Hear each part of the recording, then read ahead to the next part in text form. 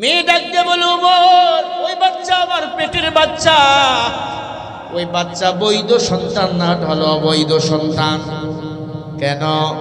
পাহাড়িয়া জঙ্গলে আমি আমার বাবা কাঠ কাটতে গিয়েছি, কাঠ কেটে জীবন চালাই। আমার 4টা যুবক জোর করে আমার সাথে মিলামিশা করেছে, ওই মিলামিশায় আমার পেটে বাচ্চা এসেছে, এটা তো অবৈধ সন্তান। আল্লাহর কোরআন সাক্ষী দেয়, উতুল্লিম বাদা যালিকা জানিম। আমার অবৈধ সন্তান ইসলামের দুশ্মন হয়, কোরআনের দুশ্মন হয়। এই সন্তানকে এজন্য হত্যা করাবার পর আপনার ঘরের বারান্দায় ফেলে দিয়ে গিয়েছি, কেউ যেন অবৈধ সন্তানকে লালন পালন না করে। ওমর 3 দিন পর্যন্ত লুকিয়েছিলাম, শয়তান আমাকে ওয়াসওয়াসা দিতেছিল, ইন্নাশ শাইতানা ইয়ানযাগু বাইনাহুম ইন্নাশ শাইতানা কানা লিল ইনসানি আদুউম মুবিন। নিশ্চয় শয়তান হলো মুমিনের প্রকাশ্য দুশমন, ঠিক কি না? ওমর আমাকে বারবার ধোঁকা দিতেছিল, আসিও না আসিও না, কিন্তু দেখলাম না, দুনিয়াতে অন্যায় করাবার পরে সাজা যদি ভোগ না করি, মরার পরে শাস্তি ডাবল হয়ে যাবে। আয় ওমর, এজন্য আসলাম, হত্যা করে ফেলে, দায়িত্বগুলো পালন করবে, ঠিক কি না? আহলে ওলামা একরাম কারা? বেঈমানগো জান্নাতের টিকিট দেয় যারা।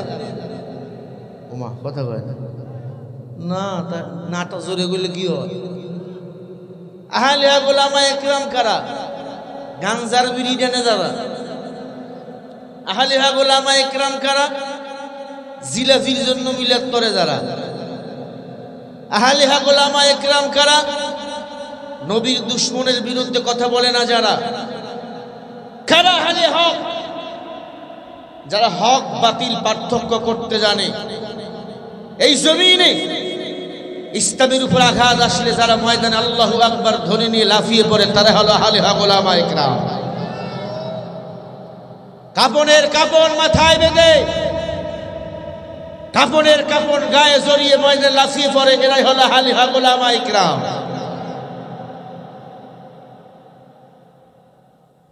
নবীজি বলেন, ওলামা একরামের চেহারার দিকে তাকাইলে মনে করো আমি নবীর চেহারার দিকে তোমরা তাকাইছো। আমার আল্লাহ তখন তাদের জীবনের ছোট ছোট গুনাহগুলি মাফ করে দিয়ে, বলেন না সুবহানাল্লাহ। প্রিয় ভাইয়েরা, আমি বুঝতে পারছি আপনারা কোন জাতীয় শ্রোতা, সেদিকে আমাকে হাঁটতে হবে। আপনারা পীরগঞ্জের মানুষ, সাবেক প্রধানমন্ত্রী এলাকার বাড়ি এই এলাকায় ছিল, যিনি পালিয়ে গেছে ভারতে। কথা কয় না? ভারতে পালিয়ে গেছে। পালিয়ে যায় কারা? চোর যারা, বাটপার যারা, লম্পট যারা, ডাকাত যারা, তারাই পালিয়ে যায়, ঠিক না? ভালো মানুষ পালায় না। আল্লাহ রাব্বুল আলামিন বলেন, ইন্নাল্লাহা ইয়া'মুরু বিল আদলি ওয়াল ইহসান ওয়া ইতা'i যিল কুরবা ওয়া ইয়ানহা আনিল ফাহশাই ওয়াল মুনকার ওয়াল বাগই ইয়া'iদুকুম লা'আল্লাকুম তাযাক্কারুন।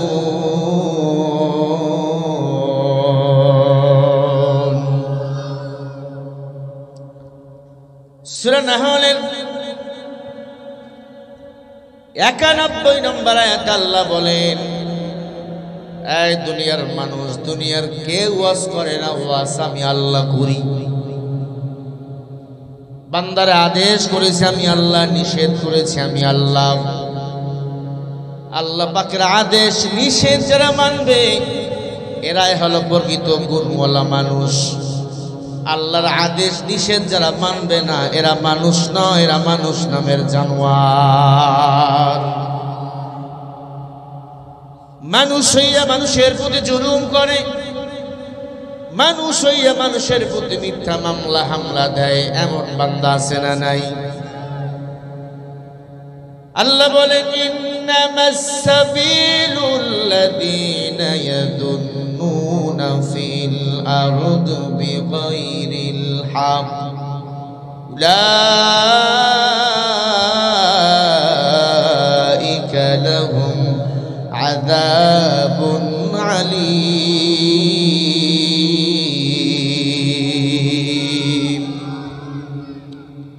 সূরা শুরার 41 নম্বর আয়াত। আল্লাহ বলে যারা মানুষ হইয়া মানুষের বিরুদ্ধে মিথ্যা মামলা করবে, হামলা করবে, মানুষ হইয়া মানুষের ক্ষতি করবে, আমি আল্লাহ এদের বিরুদ্ধে নিজেই মামলা দায়ের করব। এই জমিনে যারা আমাদের উপর নির্যাতন চালিয়েছে আল্লাহ তাআলা তাদের বিরুদ্ধে মামলা করবেন হাসরের ময়দানে। উলাইকা লাহুম আযাবুন আলীম, আমি আল্লাহ তাদেরকে কঠিন আযাবের মধ্যে গ্রেফতার করব, নিশ্চয়ই তারা বিনা হিসাবে জাহান্নামে যাবে। কথাটা কার? আরো জোরে বলেন। এ দুনিয়াতে যারা আমাদের উপর জুলুম করেছে, ওলামা ইকরামদের উপর জুলুম করেছে, এদের দুনিয়াতেও শান্তি নাই, মরার পরেও শান্তি নাই। ঠিক না বেঠিক? অতএব বান্দা কোরআন সুন্নাহ নিয়ে আঁকড়ে ধরো, কোরআন সুন্নাহ আঁকড়ে ধরাইয়া নিজের জীবনটা চালাও, আল্লাহ তাআলা জীবনটাকে সুন্দর বানিয়ে দিবেন। আল্লাহ বলেন ওয়ালা ইয়াতুনাকা বিমাসালিন ইল্লা জি'নাকা বিল হক ওয়া আহসানা তাফসীরা।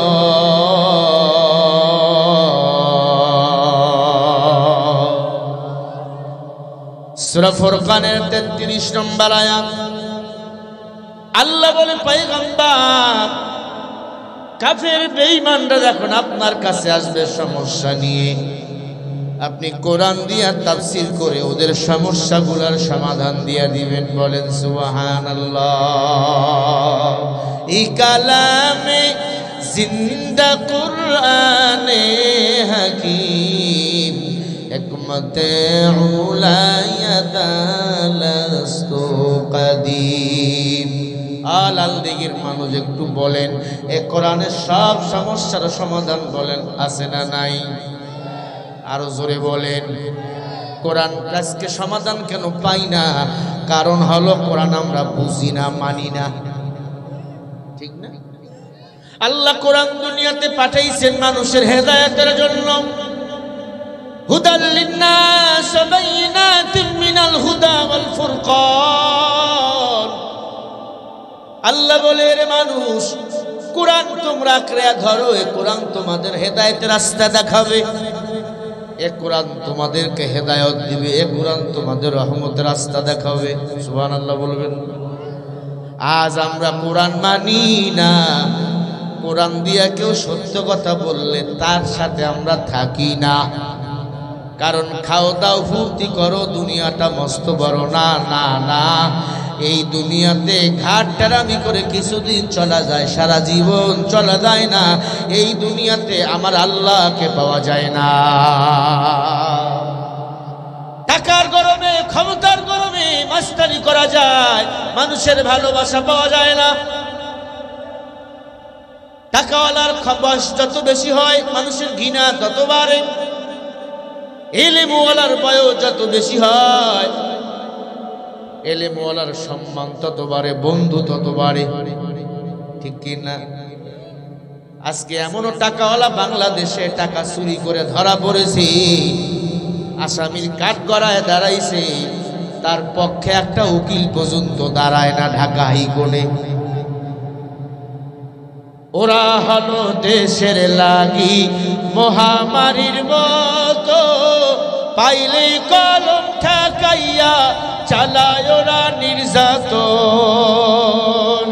ঘুষের টাকায় ওদের ভুরি, ঘুষের টাকায় ওদের ভুরি করে যে টান টান।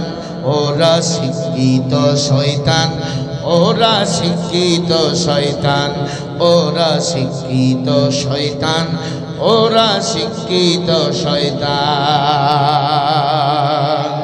দুর্নীতির এই আকড়ায় বসে জাহির করে জ্ঞান, কলম দিয়া কামায় টাকা আবার ধরে সাধুর ভাগ। ওরা শিক্ষিত শয়তান, ওরা শিক্ষিত শয়তান। ঠিক না বে ঠিক? বাহাদুরি করেছিল, আলেমদের হাতে পায়ে রশি লাগাইছিল। এ দুনিয়াতে আমরা দেখলাম আল্লাহ পাক তাদেরও হাতে পায়ে রশি লাগাইয়া জেলখানায় টানতেছে। ওয়া মাকারু ওয়া মাকারাল্লাহ আল্লাহু খায়রুল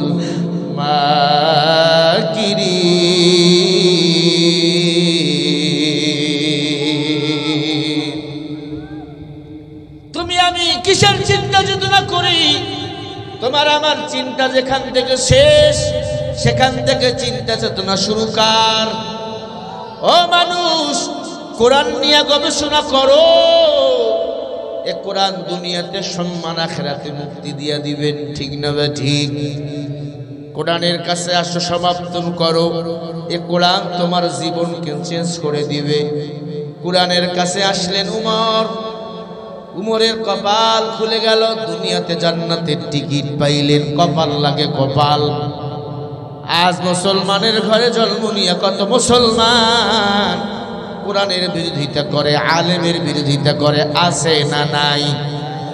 আল্লাহর কসম, কোরআনের যারা বিরোধিতা করো, আপনি আপনার মা বাবাকে জিজ্ঞাসা করে দেখবেন, আল্লাহর কসম আপনি বৈধ সন্তান নন, আপনি হলেন আপনার মা বাবার অবৈধ সন্তান। উতুল্লিম বাদা যালিকা জানিন 29 নম্বর পারা সূরা কলমের 13 নম্বর আয়াত। আল্লাহ বলেন যারা কোরআন ও হাদিসের বিরুদ্ধে কথা কয়, আলেমের বিরুদ্ধে কথা কয়, এরা হলো অবৈধ সন্তান। ঠিক নেই? কথা কার? ওই বাঙালি, কার কথা? আল্লাহর কথা কি মিথ্যা? ভাইরা আমার, কোরআনের ছায়া তলে আসেন, কপাল খুলে যাবে।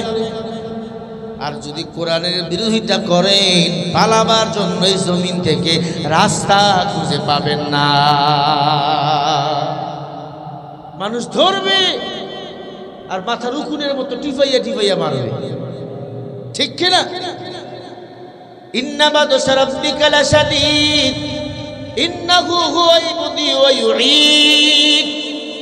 আমার আল্লাহ ছাড় দেয় কিন্তু ছেড়ে দেয় না। কত বাহাদুরি করবা করো, কখন তুমি ঘুমায় যাবা নিজেই টের পাবা না, কখন তোমার পতন শুরু হবে তুমি নিজেই জানো না। আলেমদের বানাইছো রাজাকার, সেই রাজাকার স্লোগান দিয়ে এই জমিনে নাস্তিক বেঈমানদের পতন হয়েছে না?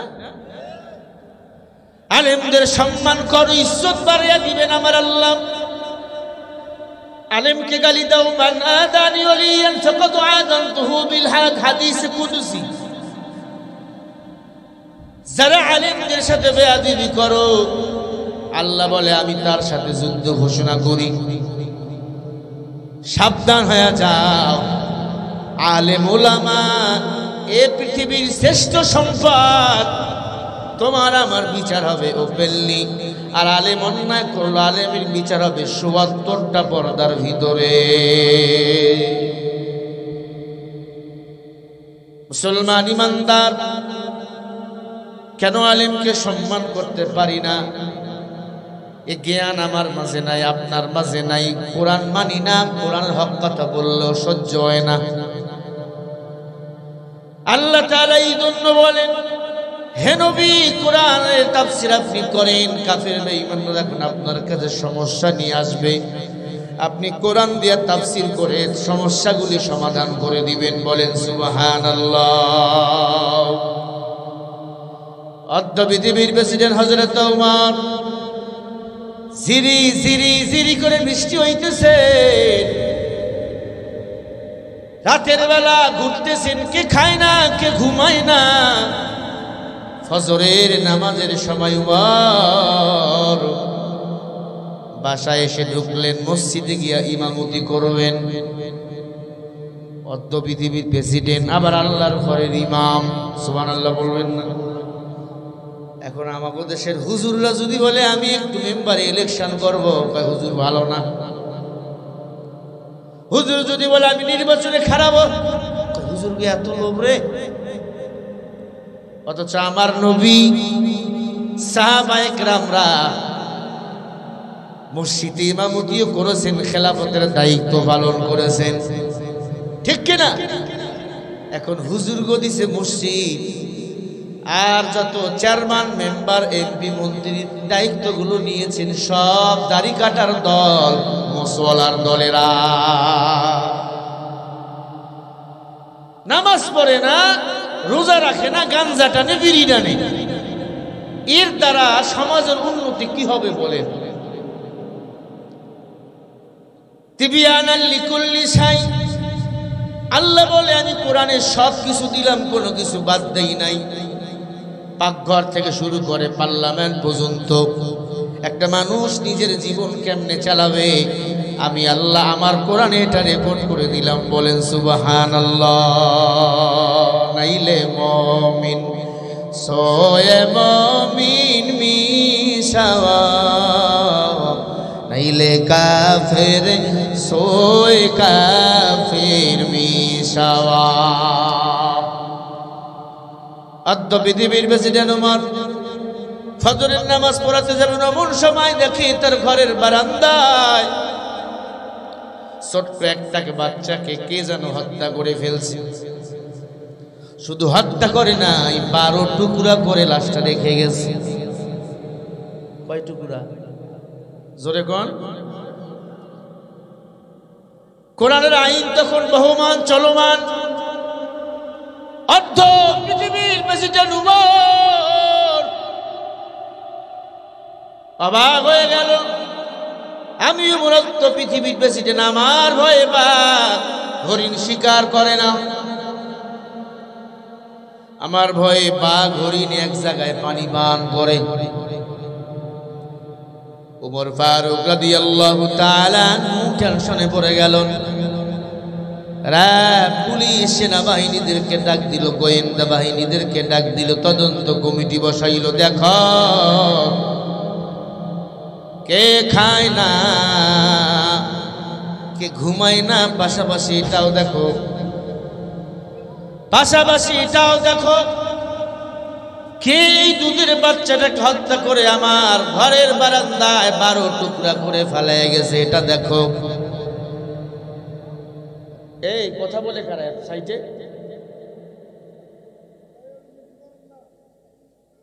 ভাইরা আমার, কি খারাপ লাগতেছে আপনাদের?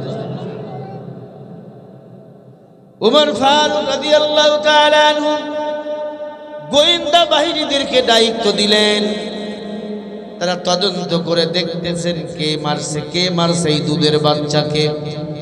কোরআনের বিধান কিসাস হলো হত্যার বদলে হত্যা, ঠিক কিনা?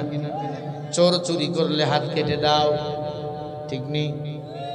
মুসলমান, কেউ জিনা করলে মাটির নিচে তাকে পুঁতে রেখে পাথর নিক্ষেপ করে মেরে ফেলো, এটা হলো কোরআনের বিধান কিসাস। অর্ধ পৃথিবীর প্রেসিডেন্ট ওমর গোয়েন্দাদেরকে লাগায় দিলেন। একদিন যায়, 2 দিন যায়, 3 দিন যায়, ব্যর্থ হয়ে গেল গোয়েন্দা বাহিনীরা, এই হত্যাকারীকে খুঁজে বাইর করতে পারল না। হযরত ওমর অবাক হয়ে গেল। আল্লাহর কোরআন ছাড়া উমরের বাঁচার কোনো উপায় নাই। হযরত ওমর আল্লাহ পাকের কোরআন হাতে নিয়ে পৃষ্ঠাগুলো উল্টাইতেছে আর সমাধান খুঁজতেছে। বলেন সুবহানাল্লাহ। আল্লাহ রাব্বুল আলামিন বলেন, ওয়া নুনাজ্জিলু মিনাল কুরআনি মা হুয়া শিফাa'un ওয়া রাহমাতুল লিল মুমিনিন।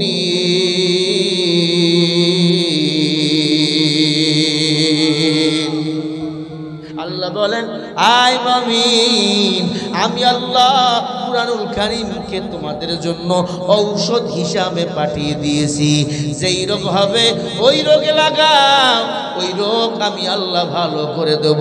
বলেন না সুবহানাল্লাহ। সমস্যায় পড়েছেন, সমস্যায় লাগান, সমস্যা ভালো করে দিবেন কে? হযরত ওমর আল্লাহর কোরআন পৃষ্ঠাগুলো উল্টাইতেছেন, সমাধান খুঁজতেছেন। এমন সময় ওমর সিদ্ধান্ত নিয়ে নিল, আল্লাহ যা করে করবে, এই কোরআন দিয়ে আমাকে অবশ্যই খুনিকে ধরতে হবে। বলেন সুবহানাল্লাহ। রব্বি আল্লাহ লা ইলাহা গায়রুহু ওয়া নাবিয়্যু মুহাম্মদ মুস্তাফাহু দীনিয়াল ইসলাম দীনা মাওকাহু হর কুফরা নামঈশা ইনদাহু। কোরআন কার? জোরে বলেন। জমিন কার? আসমান কার? উমর কার? আল্লাহর জমিনেই তো সমস্যা হয়েছে। উমর বলে আমি অবশ্যই হত্যাকারীকে বাড়ি করবো আল্লাহর কোরআন দিয়ে। মারহাবা, জোরে বলেন, আরো জোরে বলেন। কেমনে বাইর করলো? নবীর উম্মত। আল্লাহ বলেন তাবারাকাল্লাযী বিয়াদিহিল মুলক ওয়া হুয়া আলা কুল্লি শাইইন কাদির।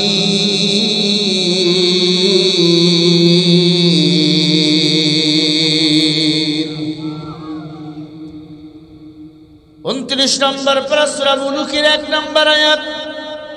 তাবারাকাল্লাযী বিয়াদিহিল মুলক। সারা দুনিয়ার মালিক কে? জোরে বলেন। সারা দুনিয়ার রাজত্ব কার হাতে? ইন্নাকা আলা কুল্লি শাইইন কাদির। অধিক শক্তিশালী হলেন কে? জোরে বলেন কে?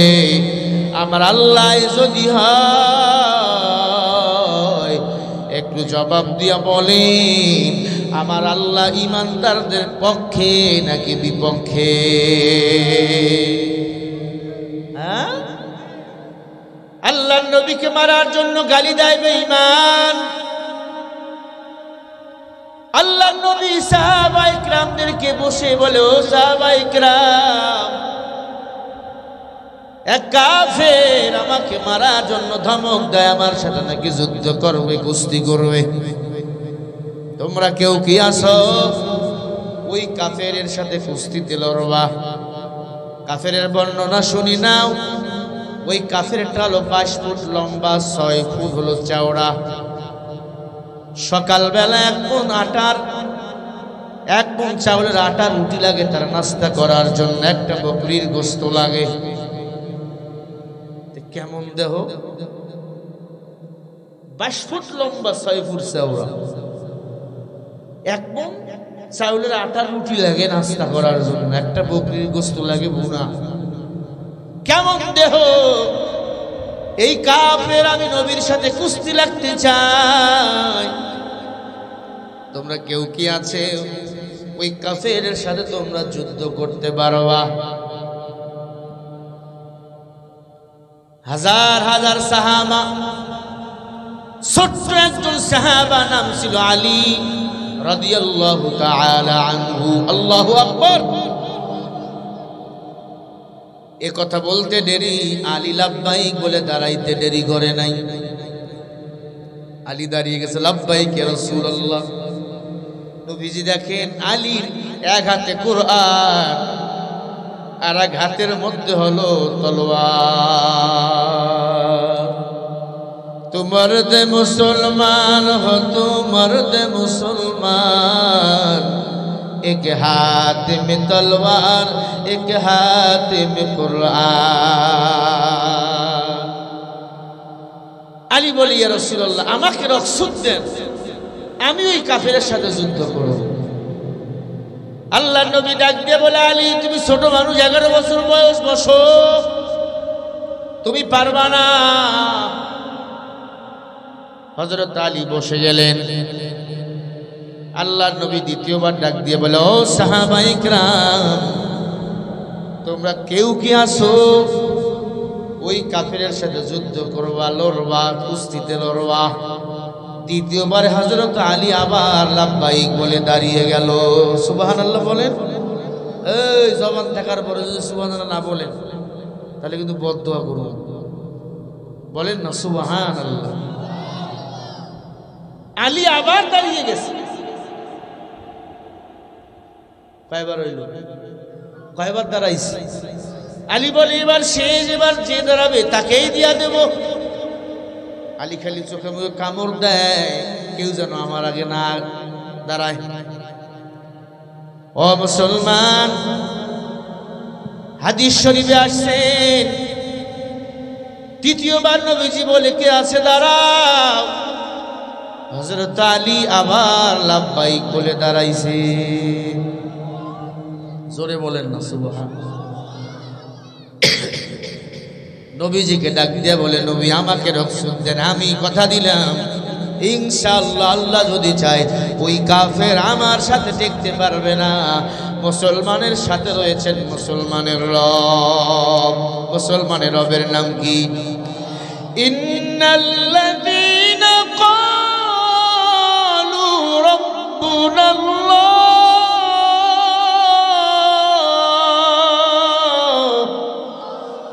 সুম্মা ইসতাকামু ফালা খাউফুন আলাইহিম ওয়ালা হুম ইয়াহজানুন।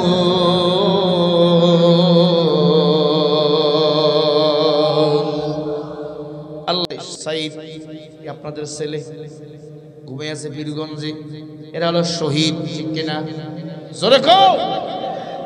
আল্লাহ বলেন, ওয়ালা তাকুলু লিমান ইউকতালু ফি সাবিলিল্লাহি আমওয়াত বাল আহইয়াউ ওয়ালাকিন লা তাশউরুন।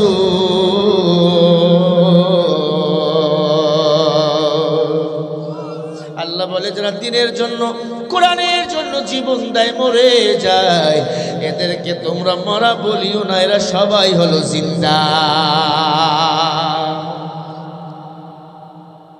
এই শহীদদের বাংলাদেশে চক্রান্ত চলতেছে। আজকে দেখলাম আসার সময় ফেসবুকে হাজার হাজার মানুষ বাসে করে, মাইক্রো করে ঢাকা যাইতেছে। তাদেরকে একটা করে টিকিট দিয়েছে, টোকেন দিয়েছে, টোকেনের গায়ে লিখে দিয়েছে, তোমরা যদি ঢাকায় সমাবেশ হবে ওখানে যাইতে পারো, বিনা লাভে তোমাদের 1 কোটি টাকা আমরা লোন দেব। কথা বুঝেন? ঢাকায় নাকি সমাবেশ হবে, ওই ঢাকায় সমাবেশ করবে জালেমরা, শাসকরা। তারা দেশ ছেড়ে পালাইছে। মানুষকে দেখার জন্য সারা বাংলাদেশ থেকে মানুষ নিয়ে যাইতেছে, সবাইকে টিকিট দিছে। মূর্খের ঘরের মূর্খরা জানে না ঢাকায় গেলে এখন খালি মার হবে। কথা কয় না কেন? যে দেশে শহীদ মুগ্ধ রক্ত লেগে আছে, আবু সাঈদের রক্ত লেগে আছে, আবু সাঈদ মুগ্ধরা মরেছে, ওর চাচতো ভাই, খালাতো ভাই, ওর জাতীয় ভাই শিক্ষার্থীরা এখনো কিন্তু মরে না, ঠিক কিনা? এমন স্লিপ দিছে, স্লিপ নিয়ে ঢাকায় গেছে। কি ভাই তোমরা ঢাকায় কেন? কয় এখানে নাকি একটা সমাবেশ হবে, আমাদেরকে স্লিপ দিয়ে বলছে তোমরা যদি সমাবেশে যাইতে পারো, মিটিংয়ে যাইতে পারো, 1 লক্ষ থেকে 1 কোটি পর্যন্ত টাকা তোমাদেরকে লোন দেবো বিনা সুদে। বাঙালি তো বোকা, বিনা লাভে তুলাও ভাই না, আর লাভে লোহাও ভাই। ফ্রি পাইলে বা ফা পাইলে বাঙালি আলকাতরাও খায়। কথা কয় না? সাংবাদিকরা, ছাত্ররা যখন ঢাকায় ধরছে, বল তোদের কে নিয়ে আস,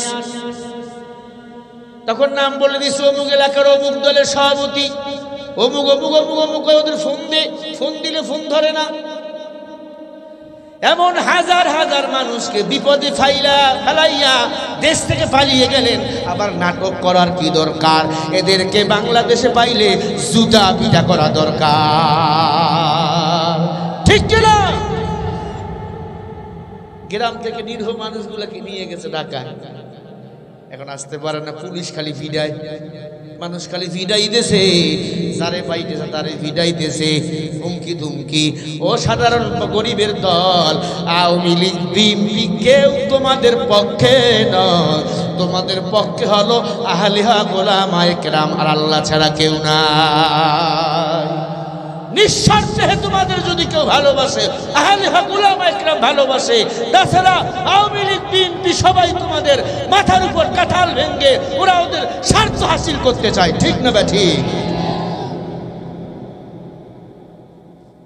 রাগ করলেন আপনারা? আওয়ামী লীগ বুঝি না, বিএনপি বুঝি না, জাতীয় পার্টি বুঝি না। এটা আমার সোনার বাংলাদেশ। আমার দেশের টাকা চুরি হয়ে কানাডায় বাড়ি হবে কেন? আমার দেশের টাকা চুরি হয়ে পাচার হবে কেন? আমার দেশের টাকা চুরি করে ভারতে বাড়ি বানাবে কেন? কথা কয় না কেন? এই কথা কইলে হুজুর খারাপ, দাঁতের পাড়ি ফালাই দেবো একবারে।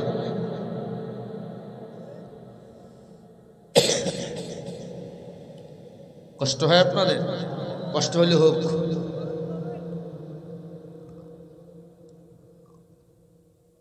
মুরব্বী, ও মুরব্বী, কি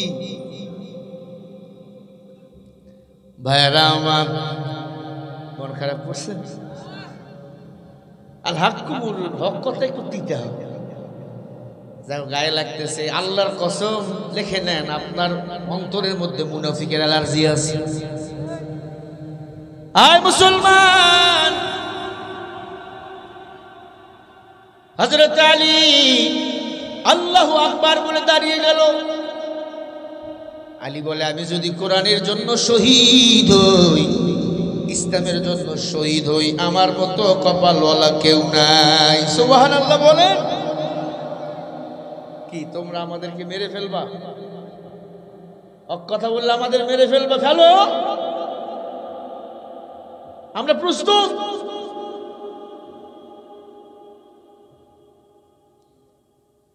মুসলমান ইমানদার, হযরত আলী এক হাতে কোরআন আর এক হাতে তলোয়ার নিয়ে গিয়ে যায়। বিশাল বড় কাফের, কয় ফুট লম্বা? জোরে করে না কেন? এটা কত? 6 ফুট। ময়দানে দাঁড়াইছে লক্ষ লক্ষ মানুষ, বিশাল বড় পালোয়ান চলে আসছে, হাতের মধ্যে 5 জোরে তেল দেয়। পালোয়ানটা দেখবেন তেল মাখে, কথা কয় না, চরুগুলো লম্বা লম্বা, উরুগুলো। ছোট্ট একটা প্যান্ট পরছে হযরত আলী, ছোট্ট মানুষ, 8 বছর বয়সে ঈমান এনেছে। সুবহানাল্লাহ বলেন। ছোট্ট একটা জুব্বার, মাথার মধ্যে পাগড়ি, ডান হাতে কোরআন, বাম হাতে ঢাল, আর এক হাতে তলোয়ার। আল্লাহু আকবার।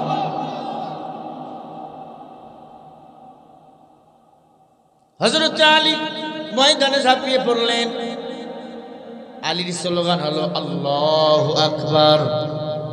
আমরা যখন বেঈমানের বিরুদ্ধে মাঠে ঝাঁপিয়ে পড়ব, আমাদেরও স্লোগান হবে আল্লাহু আকবার। জোরে কান আল্লাহু আকবার। ও নবীর উম্মত, ওই দিকে উমরের কথা মনে আছে? উমরের ঘরের বারান্দায় কয় টুকরা লাশ? বলেন। উমর সমাধান করবেন কি দিয়া? জোরে বলেন। মুসলমান ইমানদার, ভালো করে শুনে, উমর ফারুক রাদিয়াল্লাহু তাআলা আনহু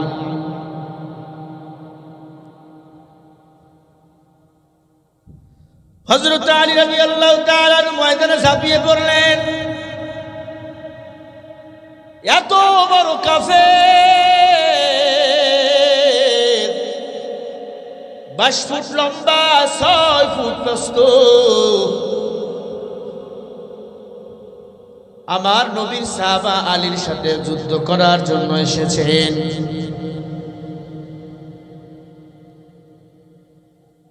উমর ফারুক রাদিয়াল্লাহু তাআলা ক্ষমতার মসনদে বসা, আলী রাদিয়াল্লাহু তাআলা আনহু ছোট্ট মানুষ, ইমানটা কত তাজা। কি সমস্যা কোন? তাকবীর দেন, লিল্লাহি তাকবীর, লিল্লাহি তাকবীর। ভাইরা আমার, আলী ময়দানে লাফ দিয়ে পড়লেন। কাফের, এত উঁচু কাফের কয় রে, ছোট্ট মানুষ তোমার নাম কি? বলে আনা আলী। সুবহানাল্লাহ বলে, এই ছোট মানুষ আলী, তোমার তো এখনো দুধের দাঁত ভাঙে নেই, তুমি আসছো আমার সাথে কুস্তি করতে, যুদ্ধ করতে, ভেঙে যা। মুহাম্মদ কি ভয় পায়? আলী বলে, মুসলমান যেই কদম সামনে দেয় ওই কদম আর পিছনে যায় না, কারণ বেঈমানরা ভয় পায়, কোন মুসলমান ভয় পায় না। আল্লাহু আকবার বলো। ও নবীর উম্মত, আলীকে বলে আমাকে আঘাত কর। আলী বলে, ইসলাম কাউকে আগে আঘাত করে না, ইসলাম কাউকে আগে আঘাত করে না, আপনি আগে আঘাত করেন, এরপরে আমি। আলীকে আঘাত করলেন, ভেঙ্গে গেল কাফেরের তরবারি ঢাল। আলীর মজবুত হয়ে দাঁড়িয়ে রয়েছে। হাজার হাজার কাফির দাঁড়িয়ে গেছে। এতটুকু বাচ্চা, এত সুন্দর ইমানি জোশ। হযরত আলী বলে, রে বেঈমান, তুই এবার রেডি হ, দেখ আমি আলীর আল্লাহু আকবারের পাওয়ার কত। হযরত আলী ডান হাত দিয়ে তরবারিটা ধরে ওই কাফেরের গলার মধ্যে এমন জোরে একটা কোপ মারছে, গর্দান থেকে মাথাটা 500 হাত দূরে উড়ে গিয়েছে।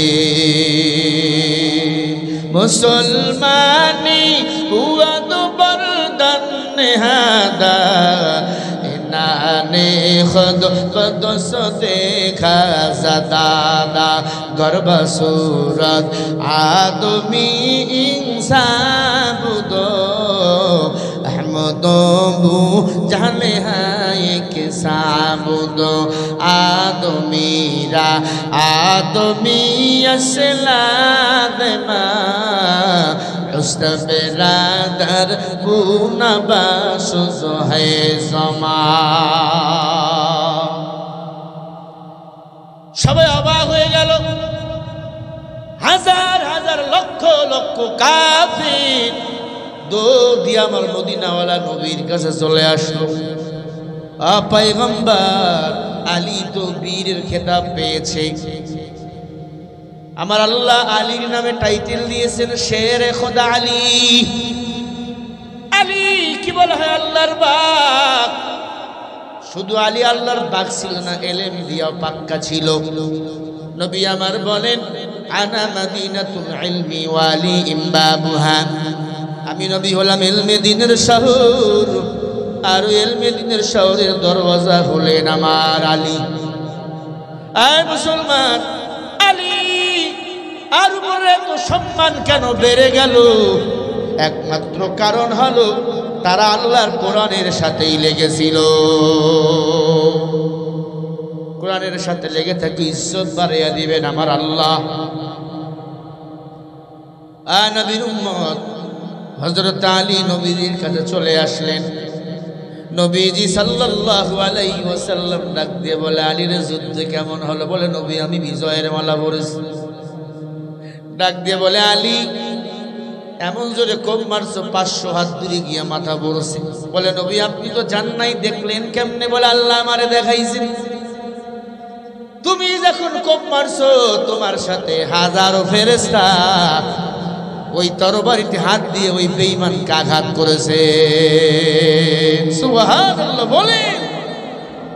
ইন্নাল্লাযীনা ক্বালু রাব্বুনাল্লাহ, ওরে আলী তোমার রব তো আল্লাহ, তোমার রব তোমাকে সহযোগিতা করেছে। রব যাকে সহযোগিতা করবে গো ওই বান্দার একদিন কেউ ক্ষতি করতে পারবে না। হযরত আলী আল্লাহর কোরআন পড়ে বিশাল বড় একটা মজমা ডাকলেন। উমর ফারুক রাদিয়াল্লাহু তাআলা আনহু আল্লাহর কোরআন পড়তেছেন আর বলতেছেন, আমার ঘরের বারান্দায় কে কাকে জানি কাহারা একটা ছোট্ট বাচ্চাকে জবাই করে রেখে গিয়েছে। শোনো, আল্লাহর কোরআন জবাব দেয়, কেউ যদি আল্লাহর বিধানকে মেনে না নেয় জমিনে, মৃত্যুর পরে এক অন্যায়ের সাজা আল্লাহ পাক ডাবল দিয়া দেয়।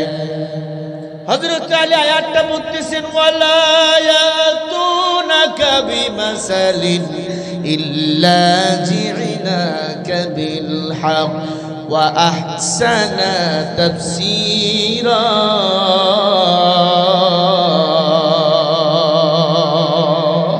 আল্লাহু আকবার, জোরে বলেন। আল্লাহ বলে, নবী কাফের বেঈমানরা যখন সমস্যা নিয়ে আসবে আপনি কোরআন দিয়ে তাফসীর করে দিবেন। নবীজির সাহাবী ওমর ডাক দিয়ে বলে, এলাকাবাসীরা, আমি জানি তোমরা যদি স্বীকার না করো কে হত্যা করেছো, আল্লাহর কোরআন আমাকে 1 মিনিটের মধ্যে হত্যাকারীকে বাড়ি করে দিবে। সুবহানাল্লাহ, জোরে বলেন। হযরত আলী কেমনে খুনিকে বাড়ি, হযরত উমর কেমনে হত্যাকারীকে বাড়ি করলো, আমি কি বলবো? শুনবেন আপনারা সবাই? কারা কারা শুনবেন একটু হাত তুলে দেখান। নারাই তাকবীর, লিল্লাহে তাকবীর। হাত নামান, উঠবেন না কেউ। আমি দেখতে চাই কার কার মা নাই দুনিয়াতে, একটু হাত দেখান তো। কার কার মা নাই? হাত নামান। আমি দেখতে চাই কার কার বাবা নাই দুনিয়াতে বেঁচে, হাত নামান। আপনজন কবরে চলে গেছে, ও ভাই, মা বাবার জন্য আমি একটু হাতগুলো পেতে দিলাম। ভালো করে শোনেন, দান করলে হায়াত ধরে, দান করলে আল্লাহ বালা মুসিবত থেকে হেফাজত করে, বিপদ থেকে হেফাজত করে। দান করলে আল্লাহ আপনজনের কবর আযাব মাফ করে দেয়। লেখা আছে, ট্রাকের ধাক্কা খাইয়া আপনার মরণ হবে। দান করেছেন, আল্লাহ ট্রাকের ধাক্কা থেকে বাঁচাইয়া আপনার হায়াত বাড়াইয়া দিবেন।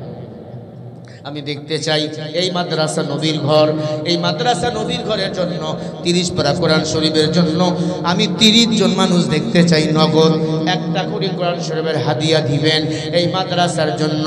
হুজুর, আমি 500 টাকা দেবো একটা কোরআন শরীফের হাদিয়া, আমি 2টা দেবো 1000, 4টা দেবো 2000। দ্বিতীয় বক্তাকে আপনারা টাকা দিয়েছেন, আলহামদুলিল্লাহ। কোরআনুল কারীম আয়াতটা তেলাওয়াত করতেছেন, এমন সময় একটা মেয়ে এসে বলতেছে, ওমর, আমি ওই বাচ্চাটাকে হত্যা করেছি। কেন? মেয়ে ডাকতে বলে, ওমর, ওই বাচ্চা আমার পেটের বাচ্চা, ওই বাচ্চা বৈধ সন্তান না, হলো অবৈধ সন্তান। কেন? পাহাড়িয়া জঙ্গলে আমি আমার বাবা কাঠ কাটতে গিয়েছি, কাঠ কেটে জীবন চালাই। আমার 4টা যুবক জোর করে আমার সাথে মিলামিশা করেছে, ওই মিলামিশায় আমার পেটে বাচ্চা এসেছে। এটা তো অবৈধ সন্তান। আল্লাহর কোরআন সাক্ষী দেয়, উতুল্লিম বাদা যালিকা সালিম। আমার অবৈধ সন্তান ইসলামের দুশমন হয়, কোরআনের দুশমন হয়। এই সন্তানকে এজন্য হত্যা করাবার পর আপনার ঘরের বারান্দায় ফেলে দিয়ে গিয়েছি, কেউ যেন অবৈধ সন্তানকে লালন পালন না করে। ওমর 3 দিন পর্যন্ত লুকিয়েছিলাম, শয়তান আমাকে ওয়াসওয়াসা দিতেছিল।